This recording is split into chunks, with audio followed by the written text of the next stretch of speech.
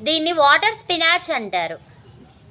దీంతో సాంబార్ చేసుకోవచ్చు, పొరియలు చేసుకోవచ్చు, డ్రై కర్రీస్ చేసుకోవచ్చు, కొబ్బరి వేసి పెసరపప్పు వేసి పచ్చడి చేసుకోవచ్చు, టొమాటో వేసి. చాలా చాలా బాగుంటుంది.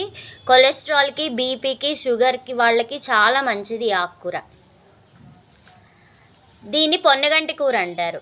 దీంతో కూడా పొడి కూర చేసుకోవచ్చు. మా అమ్మ అయితే వడియాలు వేసి చేసేది, చాలా చాలా బాగుండేది.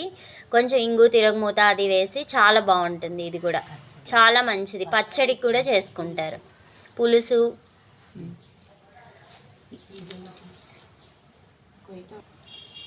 ఇది కొయ్యి తోటకూర అంటారు. ఇది కూడా పులుసు అయితే చాలా బాగుంటుంది.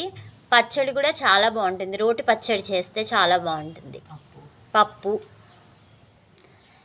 దీన్ని గంగవాయల కూర అంటారు.